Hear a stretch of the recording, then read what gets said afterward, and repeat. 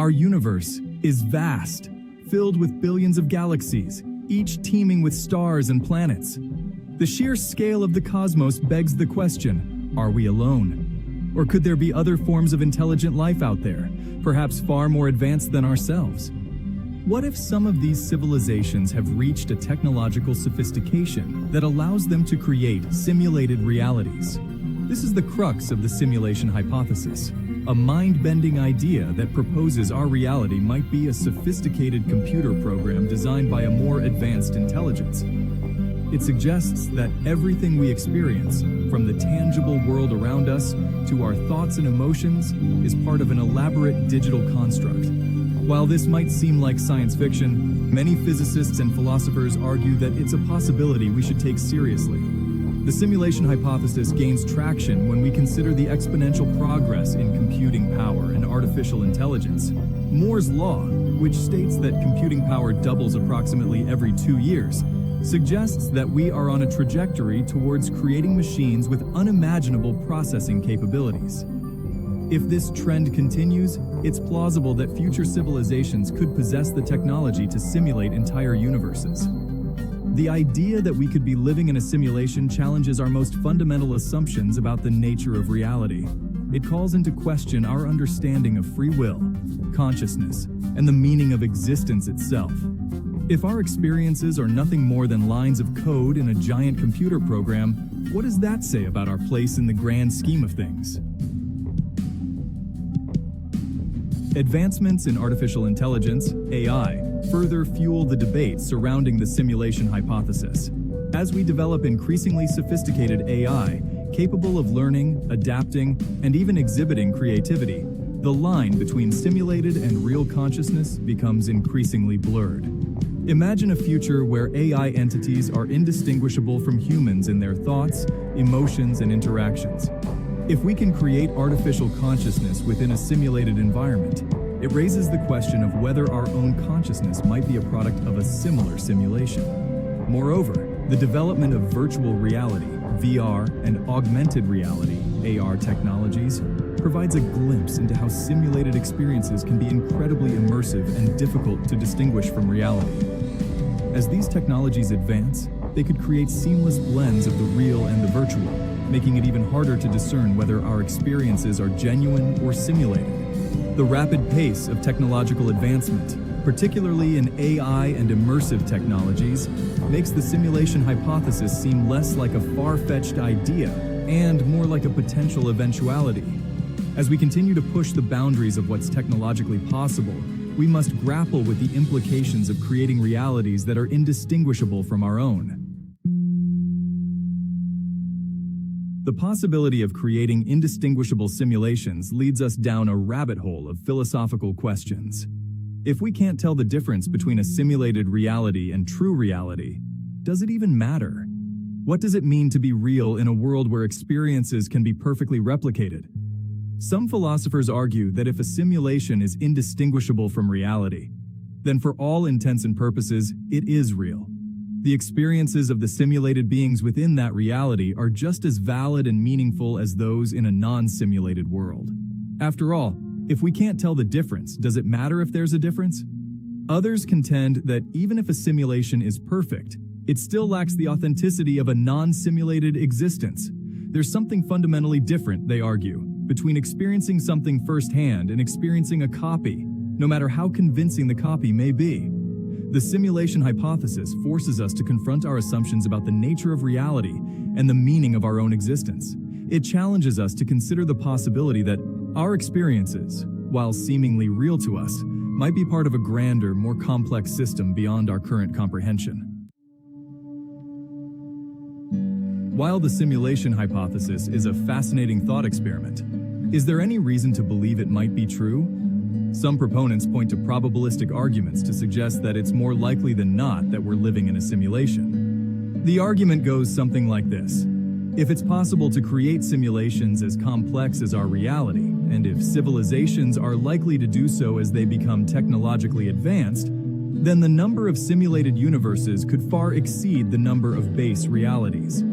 If there are far more simulated realities than real ones, then statistically speaking, it's more likely that we find ourselves in a simulation. This is similar to the anthropic principle, which states that the universe must be compatible with the existence of observers. Otherwise, we wouldn't be here to observe it. Of course, this argument hinges on the assumption that creating such simulations is possible, and that civilizations are likely to create them. While we can't rule out these possibilities, we also don't have any concrete evidence to support them. Adding another layer to the debate, some proponents of the simulation hypothesis point to intriguing parallels between the characteristics of simulated worlds and our understanding of the universe. These similarities, while not conclusive evidence, provide further food for thought. For instance, the pixelated nature of digital displays, where information is broken down into discrete units, could be analogous to the quantized nature of energy and matter in the quantum realm. The idea that our universe might be composed of indivisible bits of information, much like the pixels on a screen, resonates with certain interpretations of quantum mechanics. Furthermore, the limitations of processing power in simulations, leading to potential glitches or anomalies, might be reflected in the seemingly bizarre and counterintuitive laws that govern the quantum world. Could these strange quantum phenomena be evidence of the underlying code of our simulated reality? While these parallels are intriguing, it's important to remember that correlation does not equal causation. Just because there are similarities between simulated worlds and aspects of our universe doesn't necessarily mean that we're living in a simulation. It could simply be a coincidence or a reflection of our limited understanding of both the universe and the nature of simulations. The simulation hypothesis, regardless of its veracity, has profound implications for our understanding of reality and our place within it. If our experiences are part of a sophisticated simulation, it challenges our notions of free will, purpose, and the significance of our actions. If our choices are predetermined by the parameters of the simulation, then the concept of free will might be an illusion. Similarly, if our purpose and meaning are defined by the creators of the simulation, then our understanding of our own significance might need to be reevaluated. Despite these unsettling implications, some argue that the simulation hypothesis could be liberating. If reality is more malleable and less fixed than we perceive, it could open up new possibilities for creativity, exploration, and self-discovery. Perhaps the constraints we perceive are simply limitations of the simulation, and breaking free from those constraints could lead to unimaginable breakthroughs. Ultimately, the simulation hypothesis encourages us to question our assumptions about the nature of reality and to remain open to the possibility that our understanding of the universe is far from complete. The possibility of our existence being a simulation also raises a host of ethical and existential questions. If we are indeed living in a simulated reality, who are our simulators, and what are their motivations? Are they benevolent creators observing our progress with curiosity, or do they have more nefarious intentions? The ethical implications of simulating conscious beings are profound. Do we have a right to create sentient artificial intelligences within our own simulations, knowing that their experiences, while seemingly real to them, are ultimately controlled by us? What responsibilities do we have towards these simulated beings, and how do we ensure their well-being? Furthermore, the knowledge that our reality might be a simulation could have a significant impact on our behavior and choices. If we believe that our actions have no real-world consequences, it could lead to a sense of apathy or nihilism. Conversely, it could also inspire us to live more meaningful and fulfilling lives, knowing that our experiences, while potentially simulated, are still our own. Navigating the ethical and existential dilemmas posed by the simulation hypothesis will require careful consideration and a willingness to confront uncomfortable truths about our place in the universe. While we may never know for sure if we're living in a simulation, the mere possibility can be both awe-inspiring and unsettling.